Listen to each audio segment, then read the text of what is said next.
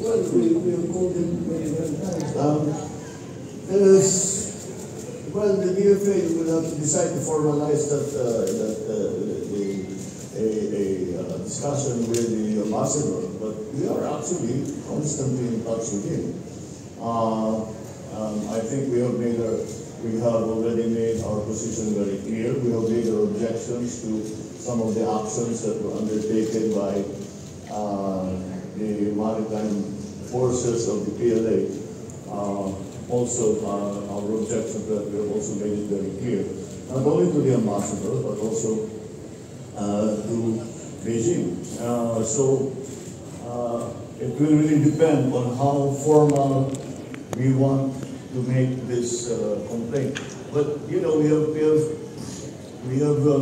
how many? We have over 100 already protests. We have already made a similar number of demands. So we have to do more than just that. Kasi papatawag natin yung ambassador, sabihin natin yung position namin, hindi namin gusto yung nangyari, and that's it.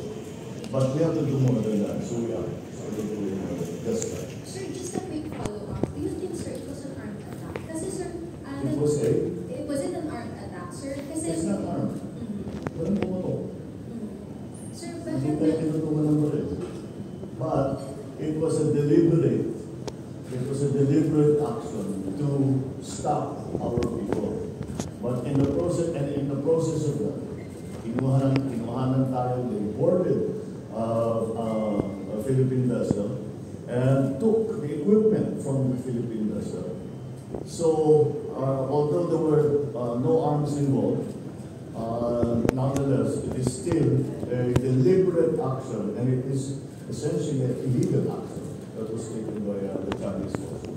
Sir, last na on my part, bakit lang po nagkaroon tayo ng statement na ito ay misunderstanding or accident? Because nung una, tinitignan pa lang namin yung data. Baka nagkamali lang. Pero mula nung napunta ako sa Westcom, at nakausap ko si Torres, nakakapagod yung mga seaman, sinabi ko na ba talaga nangyari? Maliwanag, hindi misunderstanding. Talagang pinuntahan tayo para karangin